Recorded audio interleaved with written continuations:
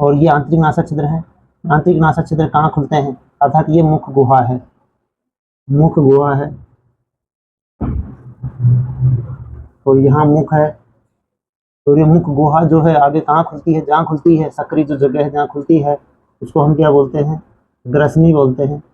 जहाँ पर ये भोजन मार्ग है और ये श्वसन मार्ग है। जैसे ये दो ढक्कन है यहाँ, एक तो ये ढक्कन है, ये मांसल संरचना लटकी हुई है जिसको हम काकल बोलते हैं, यू यूबुला जिसको काकल बोलते हैं, ये काकल है। ये काकल क्या काम करता है, जब हम भोजन निगलते हैं, ग्रास निगलते हैं, पेय पदार्थ पीते हैं, तो ये काकल जो है ये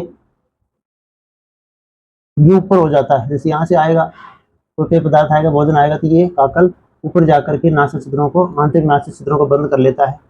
उसके बाद जब भोजन इधर से आएगा तो ये तो कौन सी नली है, श्वास नली है, तो क्या है, और श्वास नली में भोजन थोड़ी आएगा, भोजन तो किस में आएगा, भोजन नली में आएगा। तो भोजन नली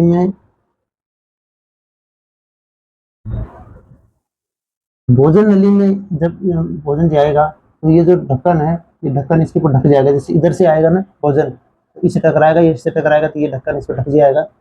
और इसको हम बोलते हैं दो द्वार हो गए, एक ये द्वार हो गया और एक ये द्वार हो गया। इसको हम बोलते हैं वह भा घाटी, घाटी ढक्कन,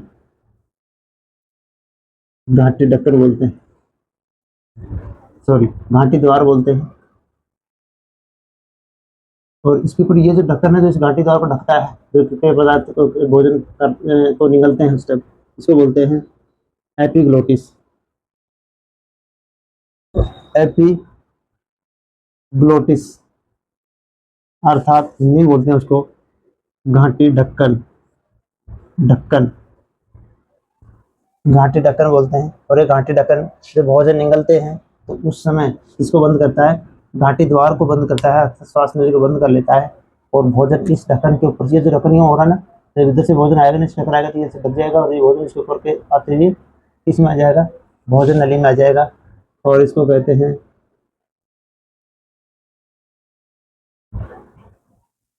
घाटी द्वार बोलते हैं, और इसको भोजन द्वार बोल सकते हैं।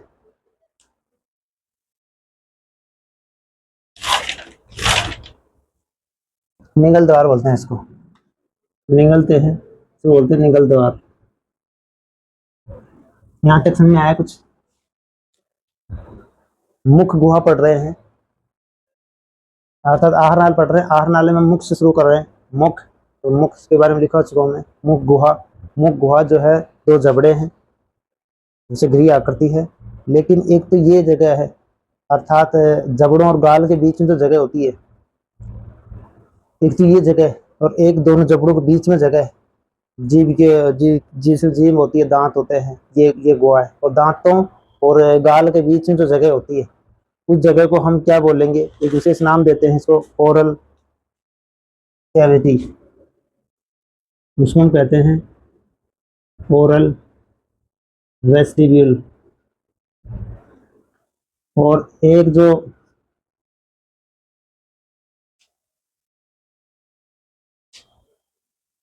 गाल और जबड़ों के बीच में, गाल व जबड़ों के बीच में जो जगह होती है, जो गुहा होती है, उसको हम बक्कल, बक्कल वेस्टिब्यूल बोलते हैं। तो मुख गुहा को दो भागों में बांट दिया हमने, एक तो जबड़ों के बीच में जो जगह है वो, उसको तो बोलेंगे हम ओरल वेस्टिब्यूल। एक गाल और दांतों के बीच में जो जगह है इसको बोलते हैं क्या, बक्कल वेस्टिब्यूल। अरे तुम देखते हो जैसे बंदर होता है, बंदर को आप भूंगड़े दोगे ना या कोई खाद्य पदार्थ दोगे ना, तो वो क्या करता है, गालों में ठूंसता रहता है, ठूंस के अच्छे अच्छे से गाल फूल जाएंगी, हनुमान जी जैसा हो जाएगा, तो फिर वो उड़ जाएगा, सॉरी मतलब उछल जाएगा, और उछल करके फिर आराम से तसल्ली से एक एक को बाहर निकालता है अंदर अंदर, और फिर उनको खा जाता है। तो ये जो है, ये जो इसका विकास जो होता है, जुगाली जो करते हैं, जुगाली करने वाले जानवर होते हैं, जुगाली करने वाले जंतुओं में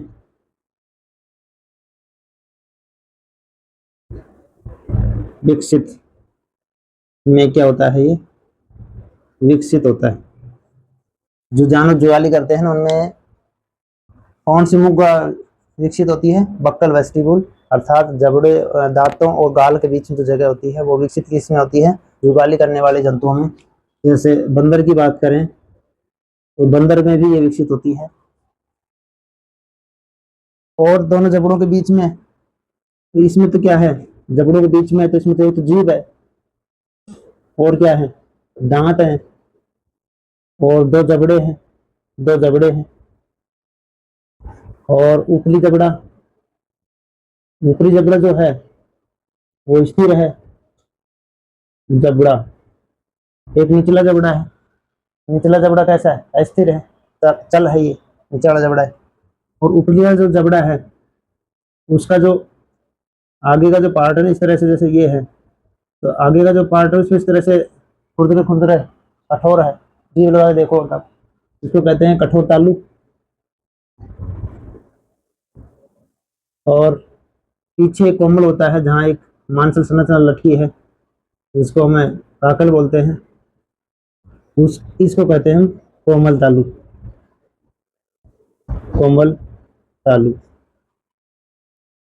अब यहाँ बक्कल, ये जो मुख्य गुहा है इसका, ये गुहा समझ चुके हैं हम। और इस गुहा की बात करें तो इस गुहा में हम, जीभ आपके सिलेबस में ज्यादा है नहीं, जीभ के बारे में, जीव मांसल संरचना है, और निचले जबड़े पर आधार तल पर एक फ्रेनुलम द्वारा जुड़ी होती है। जीभ का मैं केवल मुख्य बता देता हूँ, याद रखो, ज्यादा कुछ दे नहीं रखा। जीभ पर क्या होती है, कुछ स्वाद कलिकाएं होती हैं जिनको पैपिला बोलते हैं। और पैपिलाओं के अंदर क्या होती है, पैपिला में रसांकुर होते हैं, स्वादांकुर होते हैं जो स्वाद का अनुभव कराते हैं। कैसे होती हैं, जो जीभ होती है, आप एग्जाम्पल में बताऊं आपको, चाय बनाने वाला जो चाय चखता है ना, कैसे चखता है, चाय बनाने वाला चाय कैसे चखता है, अंदर थोड़ी फेंकता है, यहाँ से पटकता है, आगे भटकता है। जीव का जो आगे का जो हिस्सा है, इस तरह से ये जीव है। एक तो सही हो गया।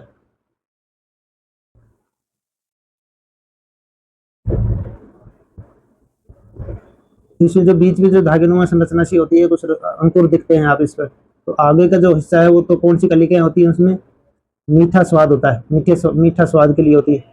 यहाँ पर जो पार्श्व है ना, पार्श्व में ये कैसा स्वाद होता है, नमकीन होता है। उसके बाद यहाँ कैसा होता है, नींबू, नींबू का रस कैसे निचोड़ते हो, आगे से पटकते नींबू को, नींबू को ऊपर करके यूं करके यूं डालते हो नींबू का रस जो है, तो वहां कैसा, बीच में कैसा स्वाद आएगा, खट्टा, बीच का हिस्सा खट्टा स्वाद के लिए, पार्श्व का नमकीन हो गया, और आगे का पार्ट ये कैसा हो गया, कैसी स्वाद करेंगे मीठा की, और पीछे का कैसा है, कड़वा। ये स्वाद कलेगा इस प्रकार से। जी के बारे में ज्यादा सिलेबस दे रखा, मैं आगे कंपटीशन की क्लासें लूंगा, उसमें जिसके बारे में अलग से क्लासेस है विस्तार, केवल 10वीं के लिए ले रहा हूँ, 10वीं कक्षा के लिए इसका लो करके देखेंगे हम। दांत के बारे में आपके सिलेबस में है, तो दांत जो हैं उनके बारे में बता चुका था आपको, 4 प्रकार के होते हैं। और दंत सूत्र मैंने लिखवाया था आपको, 21 23, नहीं लिखा था लिख लेना, 21 23। यहाँ पर आई लिख देना, कैनाइन, प्रीमोलर और मोलर, इंसाइजर, कैनाइन, प्रीमोलर और मोलर, ये इस तरह से दंत सूत्र बताया था मैंने आपको। हाँ, ये थोड़ा सा लिख लेना, उसमें शायद मैंने नहीं लिखवाया आपको, वैसे बता तो दिया था कि दांत जो होते हैं ना, वो टिश्यू जो होता है, अर्थात मैंने आपको बताया था 6 माह का जो बालक होता है, शिशु जो होता है, उसे लेकर 2.5 साल तक का जो है, अरे शिशु क्यों माना गया है इसको? 6 साल तक से पहले तो शिशु होता है। पूर्व प्राथमिक शिक्षा ले रहे हैं ना आंगनबाड़ी के अंदर, 3 साल से 6 साल तक का बच्चा जाता है तो वो शिशावस्था में तो होता है। पूर्व बाल्यावस्था की शिक्षा तो देते हैं उसमें, तो 6 साल तक का बालक तो शिशु ही होगा। तो शिशु के अंदर कितने कितने दांत होते हैं? दूध के दांत होते हैं। कितने होते हैं? 20 होते हैं। फिर उसके बाद 6 साल के बाद टूटना शुरू हो जाते हैं और 13 साल तक लगभग आ जाते हैं। तो 13 साल का क्या हो जाता है? 13 साल तक का बालक होता है। तो ये थोड़ी है कि 6 साल में टूट गया तो फिर आएंगे नहीं, 13 साल में आएंगे, टूटते जाएंगे, अंकुरित आते जाते हैं। यानी जैसे दांत टूटते रहते हैं तो 6 साल में टूटते हैं तो 24 दांत हो जाते हैं, तो अंकुरित मिला करके। तो बाल्यावस्था में कितने दांत होते हैं? 28 दांत होते हैं। और जब वयस्क हो जाता है, अर्थात किशोरावस्था, किशोरावस्था में दांत कितने कितने हो जाते हैं? 32। इससे आप दंत सूत्र बना सकते हो इसका, क्योंकि बाल्यावस्था में जो शिशु होता है ना, छोटा जो बच्चा होता है शिशु, जैसे 6 साल से 6 माह से 2.5 साल तक के जो 20 दांत आते हैं, उनमें कौन से दांत नहीं होते? ये जो है ना, प्रीमोलर दांत नहीं होते।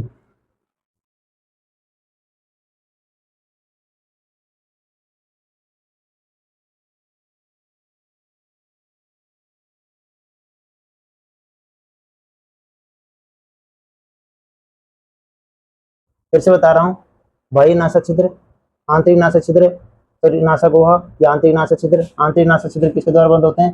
टाकल के द्वारा, जिसको यूबुला कहते हैं। उसके बाद ये ग्रसनी है, ग्रसनी वह जगह जहाँ भोजन मार्ग श्वसन मार्ग मिलते हैं। उसके बाद ये ग्रासनाल है, यहाँ जो 2 ढक्कन हैं, ये विंड पाइप है, श्वास नली है, ये भोजन नली है। भोजन जब इधर से आएगा मुख गुहा में, तो ये जो ढक्कन है ना, ये किसको ढक लेगा? श्वास नली को ढक लेगा, जिसको क्या कहते हैं? घाटी ढक्कन कहते हैं। इंग्लिश बोलते हैं एपिग्लोटिस। क्या बोलते हैं? एपिग्लोटिस बोलते हैं। और ये आपका भोजन नली हो गई, और भोजन नली को क्या कहते हैं? ईसोफेगस, जिसकी आज हम चर्चा करेंगे। आज हम 2 टॉपिक लेंगे, एक तो ग्रसनी, ग्रसनी पढ़ेंगे, और एक पढ़ेंगे ईसोफेगस।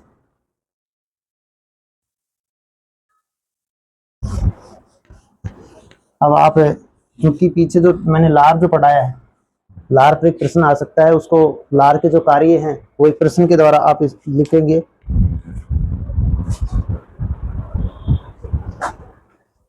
प्रश्न लिख लो। पाचन क्या है? मानव पाचन की बात करें, क्या है पाचन? क्या है?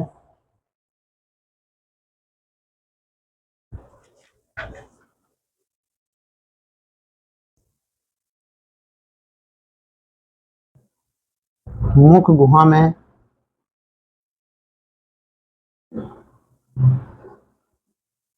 पाचन को समझाइए। या तो प्रश्न यूं आ सकता है, या फिर प्रश्न आ सकता है,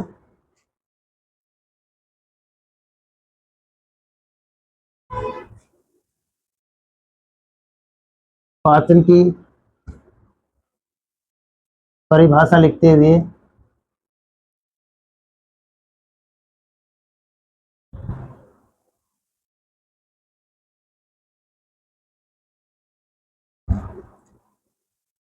लार के कार्य लिखो।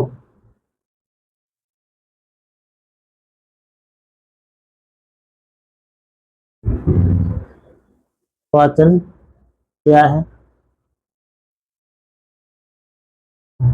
लार के कार्य लिखो। ये प्रश्न आ सकता है इस तरह से, बहुत इंपॉर्टेंट प्रश्न है, क्योंकि मैं ये टॉपिक पढ़ा चुका हूँ आपको। और अब ये जैसे मान लीजिए प्रश्नोत्तरी के रूप में अगर ये आ जाए तो हमें किस प्रकार से सॉल्यूशन करना है, मैं आपको इन प्रश्नों का सॉल्यूशन बता रहा हूँ, लिखवाऊंगा अभी। प्रश्न लिख लो दोनों, या तो ये आ सकता है या फिर ये आ सकता है। अच्छे से माइंड को कंसंट्रेट करके मेरे को सुनोगे ध्यान से। देखो, हमारा शरीर जो है, इसको चलाने के लिए, हमारा जो शरीर है इसको चलाने के लिए किसकी आवश्यकता होती है? ऊर्जा की।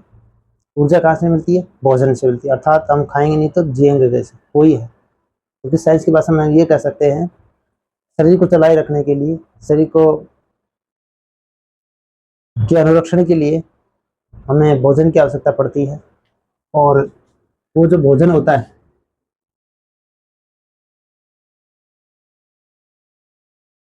उसको क्या कह सकते हैं हम?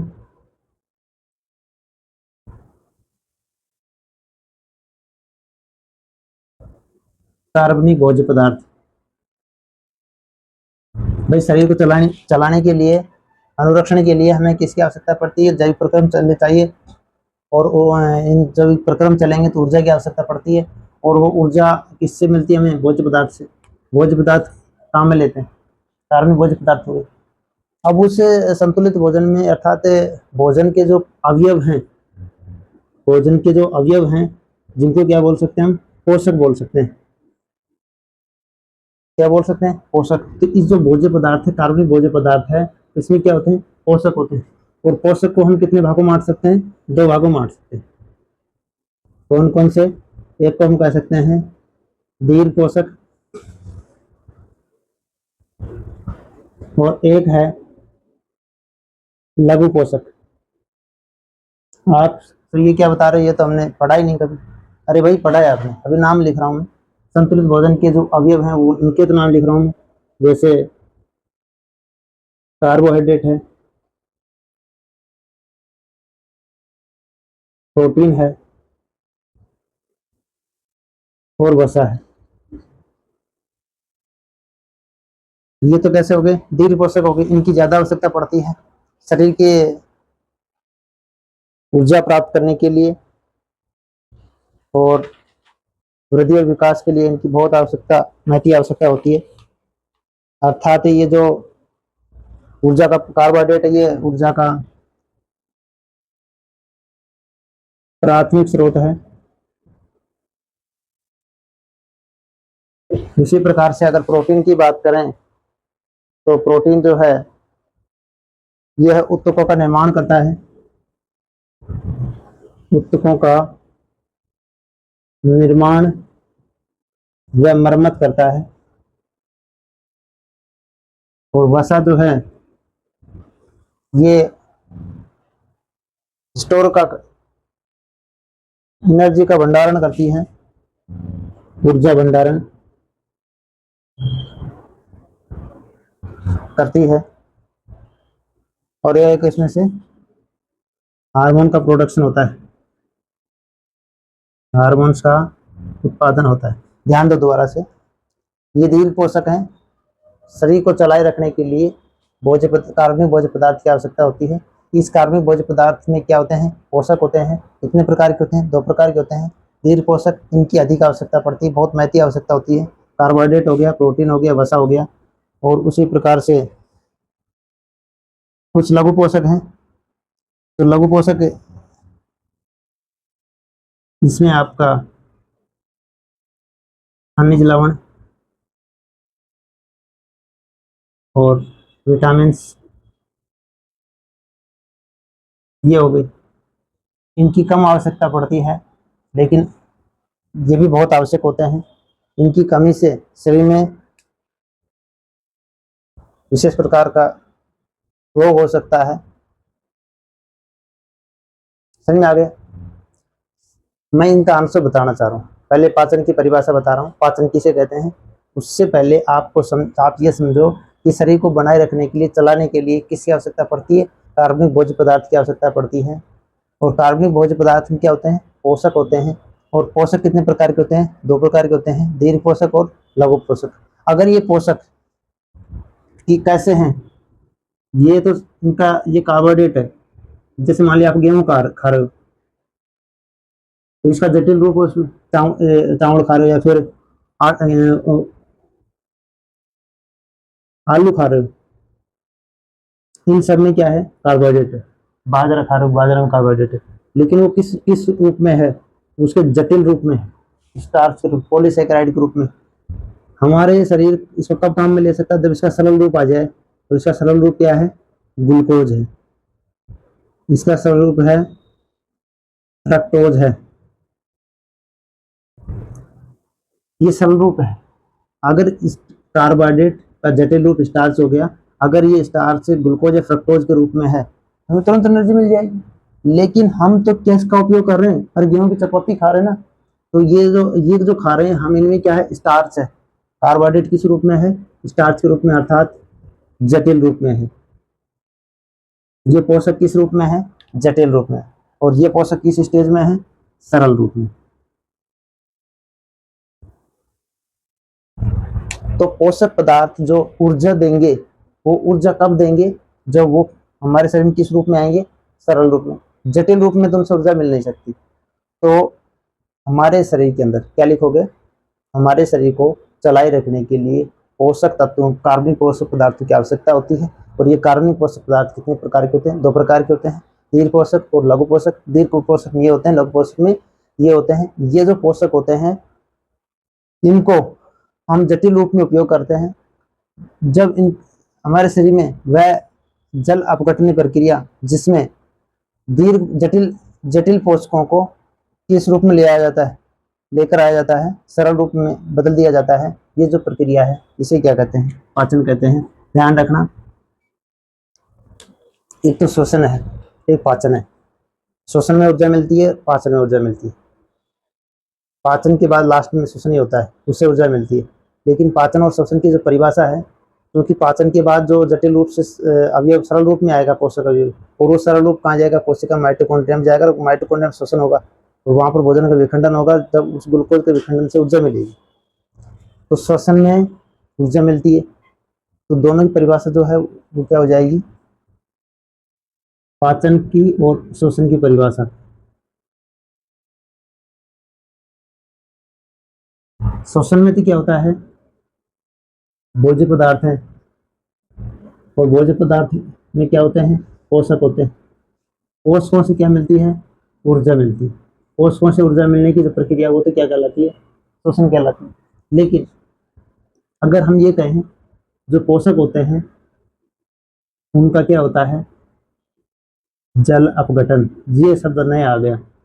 जल अपघटन से वो पोषक किस रूप में आते हैं, सरल रूप में आते हैं, और फिर उनसे क्या मिलती है, ऊर्जा मिलती है। ये जो प्रक्रिया है, इसी को क्या कहते हैं, पाचन कहते हैं। पाचन की डेफिनेशन क्या हो जाएगी, क्योंकि सारी चीज़ें किताबों में लिखी हुई है, मेरा मकसद है कि लर्निंग होना, सीख जाना, आप अच्छे से समझ सकें इस चीज़ को। पाचन की परिभाषा क्या हो जाएगी, भोजन के जटिल अवयवों का हमारे शरीर में संपन्न होने वाली वह कैसी प्रक्रिया, जल अपघटनीय प्रक्रिया, जिसमें भोज्य पदार्थ जटिल रूप से किस रूप में आ जाता है, सरल रूप में आ जाता है, इसे क्या कहते हैं, पाचन कहते हैं। पाचन परिभाषा लिख लो सबसे पहले।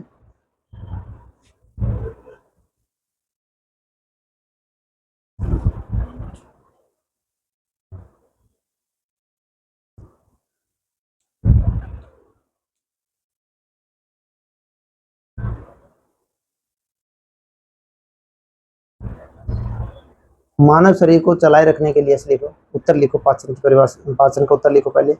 हमारे शरीर को चलाए रखने के लिए ऊर्जा की आवश्यकता होती है। हमारे शरीर को चलाए रखने के लिए ऊर्जा की आवश्यकता होती है।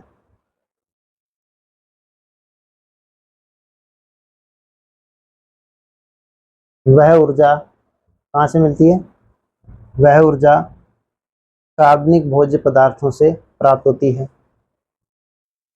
वह ऊर्जा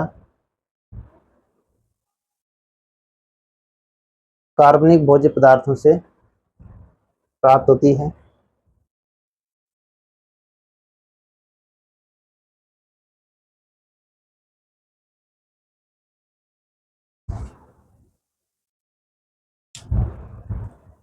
अब इसको आप यूं कहीं छाप दो एक बार, इसको यूं कहीं छाप दो, ये लो, इसको यूं कहीं छाप दो।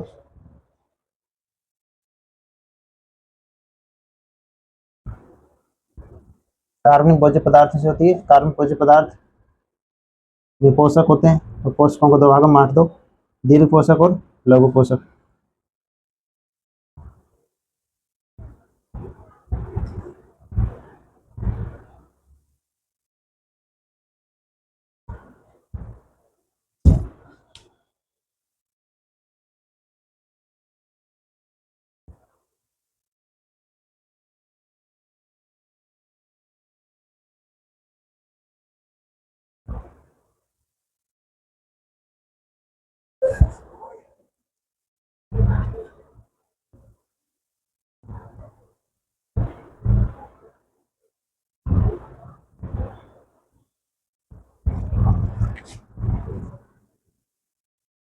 इनके बारे में लिख लो।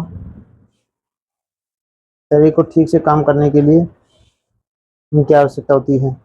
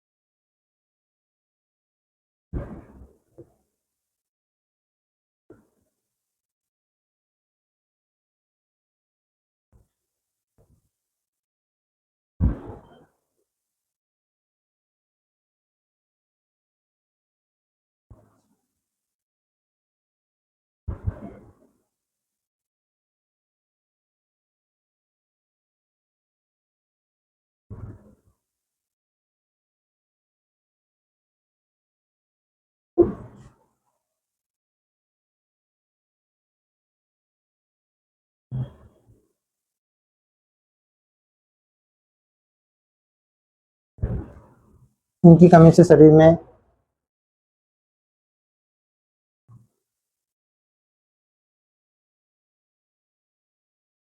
स्वास्थ्य समस्याएं आ जाती हैं।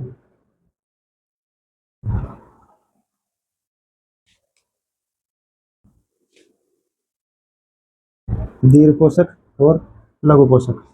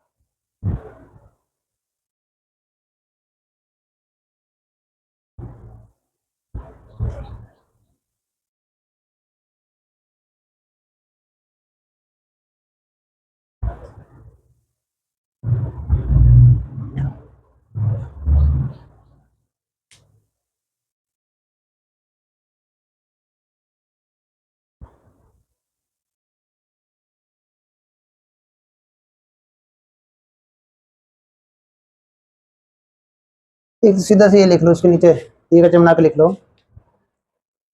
कार्बनिक भोज्य पदार्थों के जल अपघटन से ऊर्जा प्राप्त करने की प्रक्रिया। या फिर आप इसी परिभाषा ऐसे लिख लो,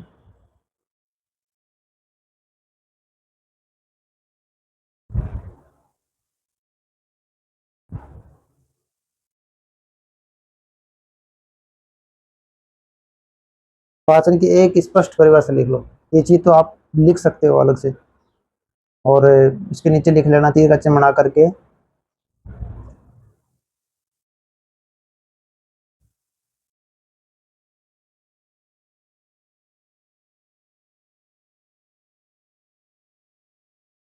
कार्बनिक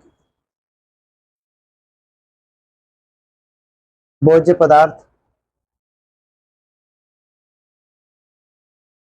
कार्बनिक भोज्य पदार्थ, कार्बनिक भोज्य पदार्थ में उपस्थित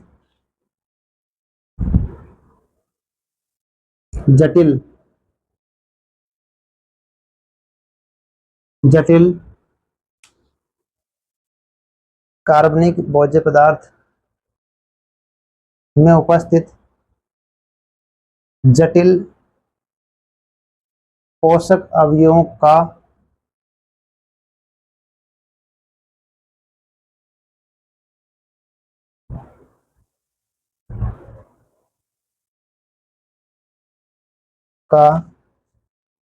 जल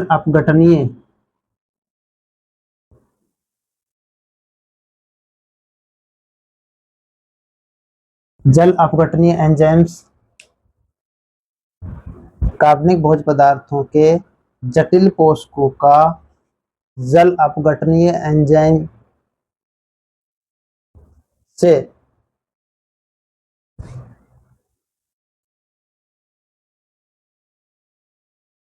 विखंडन द्वारा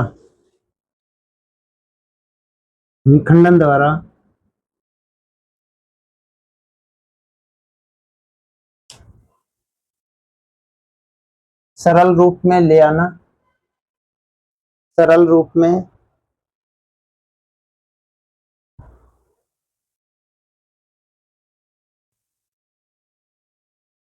सरल रूप में लाना व उनसे ऊर्जा प्राप्त की प्रक्रिया, वह उनसे ऊर्जा प्राप्त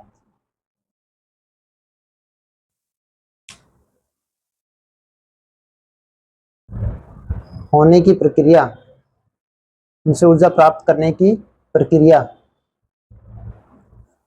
पाचन कहलाती है। ऊर्जा प्राप्त करने की प्रक्रिया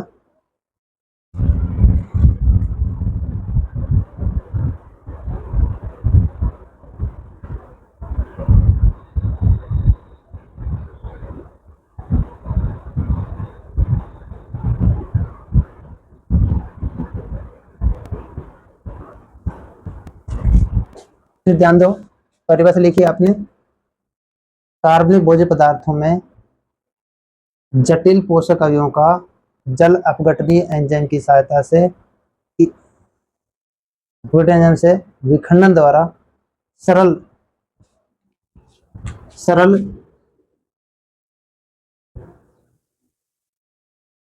पोषक अवयवों में व्यक्त करना या सरल रूप में ले आना एवं उनसे क्या मिलना, ऊर्जा प्राप्त करने की प्रक्रिया क्या कहलाती है, पाचन कहलाती है। मैंने पाचन की परिभाषा लिखवा दी आपको, इसको आप अपने विवेक से लिख लेना, ठीक है।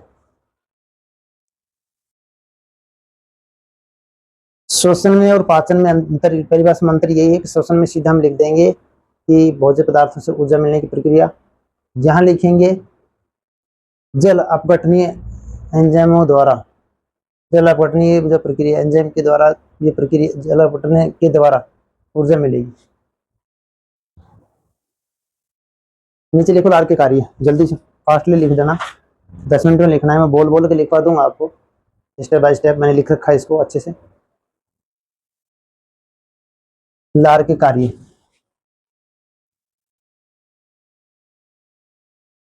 फर्स्ट लिखो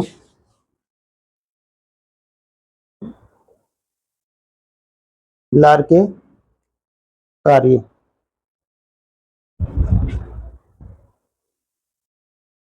फर्स्ट लिख दो, लार में उपस्थित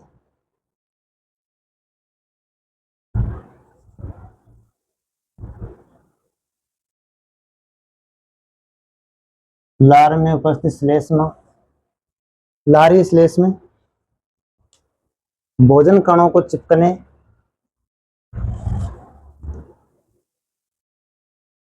भोजन कणों को चिपकने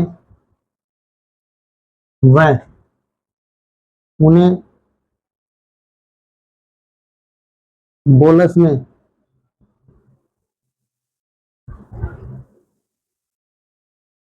वह उन्हें बोलस में रूपांतरण की प्रक्रिया, वह उन्हें बोलस में रूपांतरण, अच्छा, बोलस में रूपांतर, तो उनको बोलस में रूपांतरण में योगदान देती है। लारी श्लेष्म भोजन के कणों को चिपकन, अरे क्या लिख दिया, चिपकने व बोलस में रूपांतरण में मदद करती है या करता है। दूसरा है मुख गुहा में, मुख गुहा में लार में कौन सा एंजाइम होता है, लारियो एमाइलेज द्वारा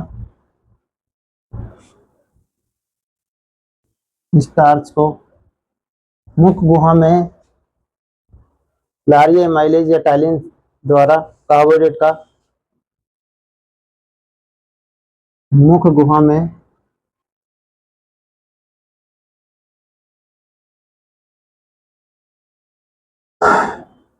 लारिये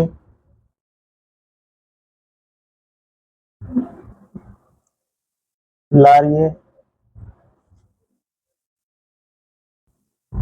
एमाइलेज, दूसरा नाम क्या है इसका, टाइलिन, लारिये एमाइलेज या टाइलिन द्वारा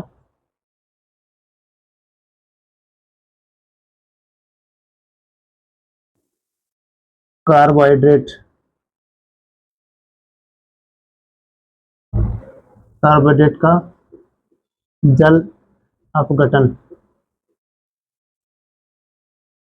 और कैसे होता है वो, कार्बोहाइड्रेट का जटिल रूप कौन सा है वहाँ, स्टार्च है, स्टार्च को वो किस बदल देता है, माल्टोज में। कौन, लारियो एमाइलेज।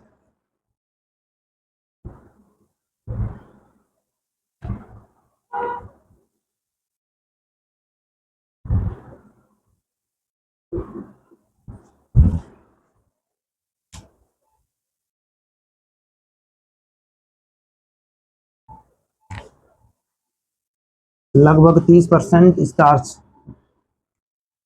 लगभग 30% स्टार्च उपर्युक्त एंजाइम से पीएच कितनी होती है, 6.8 नहीं होती है कि लार की, एंजाइम से लगभग 30 स्टार्च उपयुक्त एंजाइम से पर अपघटित होती है।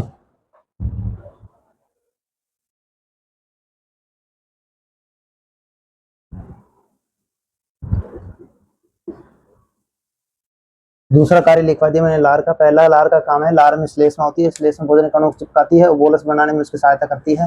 दूसरी है मुख में जो लारी एमाइलेज या टाइलिन जो एंजाइम होता है वो क्या करता है, कार्बोहाइड्रेट का जल अपघटन करता है, अर्थात कार्बोहाइड्रेट का जटिल रूप कौन सा है, स्टार्च को माल्टोज में बदलता है।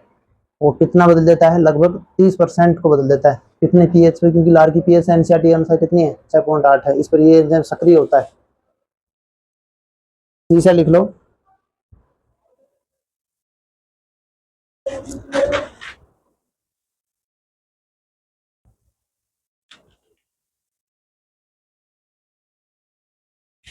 लार में लार में एंटी बैक्टीरियल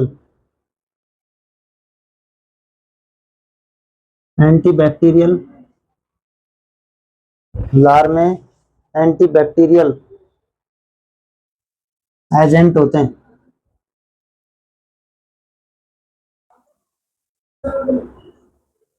लार में एंटीबैक्टीरियल एजेंट होते हैं, जैसे एक होता है लाइसोजाइम। लाइसोजाइम एंजाइम होता है। लार में एंटीबैक्टीरियल एजेंट होते हैं, एंटीबैक्टीरियल एजेंट जैसे लाइसोजाइम।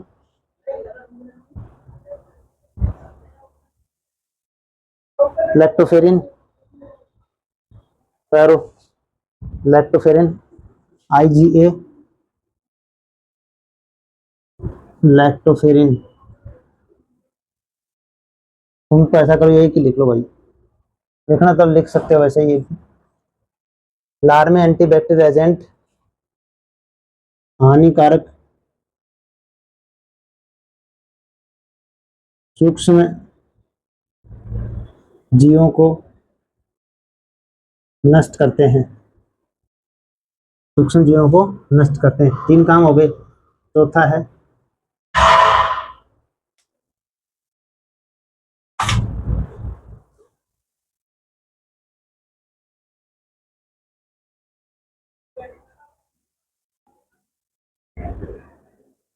अर्थात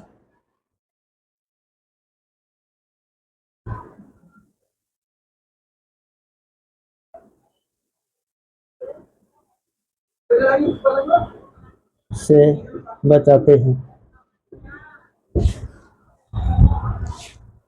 चौथा है मुख गुहा को, भोजन को नम बनाते हैं, इसे लिख लो। भोजन को नम बनाती है।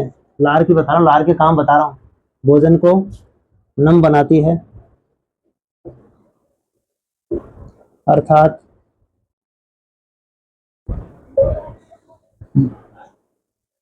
लुगदी तैयार करके, लुगदी तैयार करके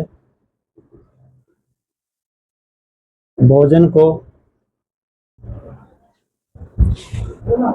निगलने में मदद करती है, लुगदी से बना देती है। पांचवा है मुख गुहा के ऊतकों को, के ऊतकों को नम व चिकना बनाती है। लार के काम बता रहा हूँ।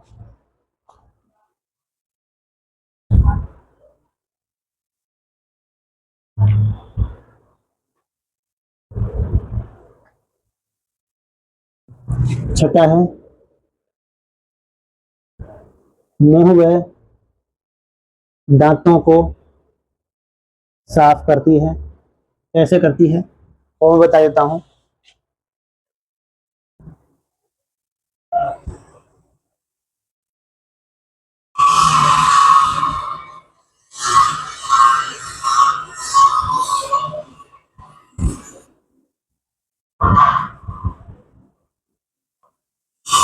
इसमें तुम्हें देख सकते हैं दांतों पर बैक्टीरिया जमाव को रोकती है।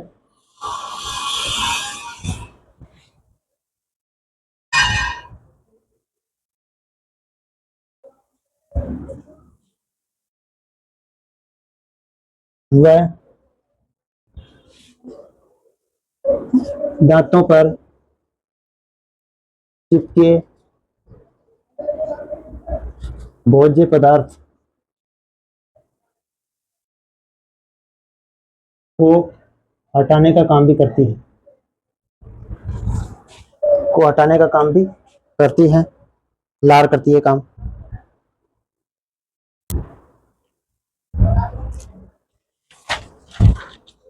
अगला है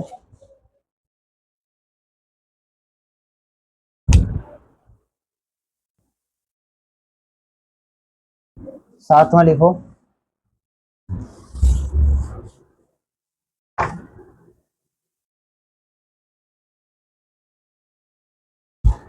लारिये लाइपेज, लारिये लाइपेज शिशुओं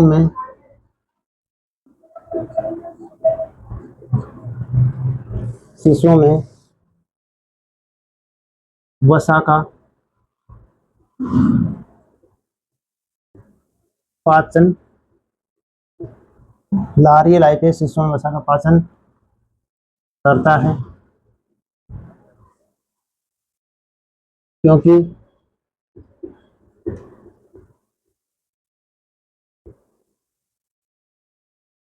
अग्नाशयी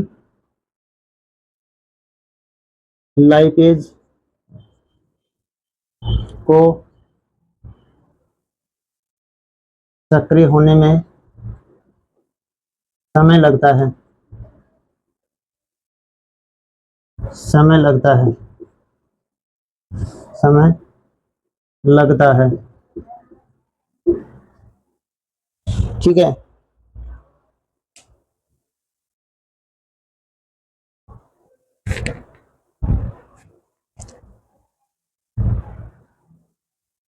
इसके अलावा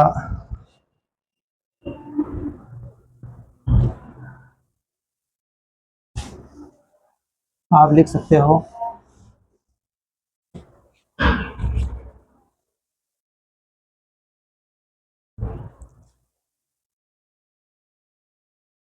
ये थोड़ा आपके लिए जटिल हो जाएगा, लेकिन फिर भी लिख लो। आप तो जैसे 10वीं वाले बच्चे तो ये लिखाएंगे कि स्वाद का ज्ञान कराती है। लार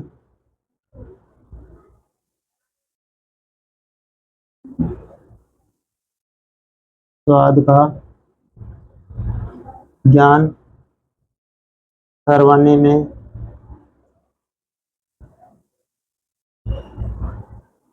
सहयोगी। अब कैसे होती आप इतना लिख सकते हो 10th वाले बच्चे तो। अगर बड़ी क्लास का अगर कोई व्यक्ति इस वीडियो को देखता है तो वो इसमें लिख सकता है मुख गुहा में, मुख गुहा में उपस्थित अवायवीय जीवाणु, जो अवायवीय जीवाणु होते हैं उनके द्वारा गंध मुक्त भोजन से, जीवाणु द्वारा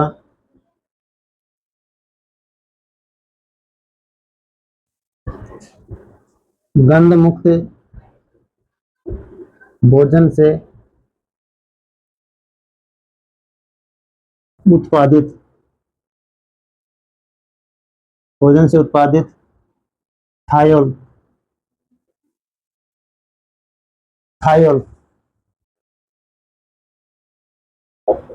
थायोल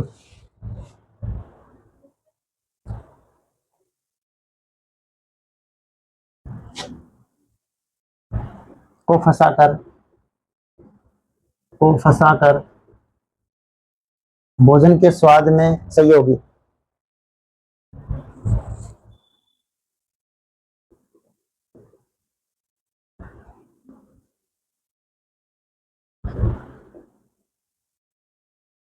रखने में मदद करता है।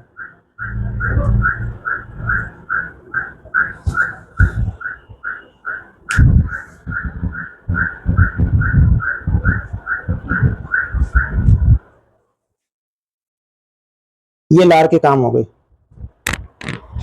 मैंने आपको लगभग 6, 7, 8, 9 लिखवा दिए होंगे लार के कार्य, बहुत हैं आपके सिलेबस के लिए। तो यहाँ इतना आप लिख देंगे, लार के काम हो गए, पाचन की परिभाषा लिखवा दी। अगर आपसे पूछ ले, ये मैं मौखिक बता देता हूँ, लिखवा नहीं रहा हूँ। अगर आपसे पूछ ले मुख गुहा के अंदर जो पाचन है वो कैसे होता है, तो आप बता देंगे कि मुख गुहा के अंदर दांतों द्वारा यांत्रिक क्रिया द्वारा भोजन को काटा जाता है, चबाया जाता है, और चबा करके, क्योंकि पिछले जो दांत जाड़ हैं मोलर और प्रीमोलर, वो चबाती हैं, और आगे के जो आपके इंसाइजर और कैनाइन, कृंतक और रत्नक, ये कृंतक तो काटते हैं और रत्नक चीरते हैं। भोजन को यांत्रिक क्रिया द्वारा, दांतों और जबड़े की यांत्रिक क्रिया द्वारा मुख गुहा में भोजन को मतलब बोलस के रूप में बदल दिया जाता है, अर्थात भोजन को चबाया जाता है। उसके साथ लार ग्रंथियों द्वारा, जो 3 जोड़ी है उनके द्वारा लार रस को बोलते हैं, लाला रस। ये लाला रस वो लार ग्रंथियां हैं, तो 3 जोड़ी जो होती हैं, जो लार ग्रंथियां होती हैं, उनका जो स्राव है, उस स्राव को ही लाला रस बोल रहे हैं। ये उसमें मिल जाता है, जो भोजन को, जो कण है उनको चिपकने में मदद करता है। पहले श्लेष्म आदि होती है, इसमें भोजन को चिपकने में मदद करती है, और बोलस का निर्माण होती है, बोलस का निर्माण होता है। और उस लार में जो एमाइलेज एंजाइम होता है, टाइलिन होता है, वो कार्बोहाइड्रेट को पाचन करता है, स्टार्च से उसको माल्टोज में बदल देता है। पाचन कहाँ से शुरू हो जाता है? मुख गुहा से शुरू हो जाता है। उसके अलावा बच्चों के अंदर, क्योंकि बच्चों के अग्नाशय जो ग्रंथि, जो लाइपेज, जो एसिड उसका वसा का जो पाचन करता है, लाइपेज, ये बच्चों में एक्टिव नहीं होता है, इसलिए लार में एक लाइपेज एंजाइम होता है, जो इस पीएच, क्योंकि लार में जो पीएच होती है, मुख गुहा की जो पीएच होती है 6.8 एनसीईआरटी के अनुसार, जो पीएच होती है, इस पीएच पर ही वो एंजाइम काम करता है। जैसे वो पेट में जाएगा, आमाशय में जाएगा, क्योंकि आमाशय में जठररस है, और जठररस की पीएच तो वैसे पता है आपको कम होती है, 3.5 तक होती है, 1.5 से 3.5 तक होती है। वहां जाते ही ये एंजाइम काम करना बंद कर देगा। ये मुख गुहा में पाचन है।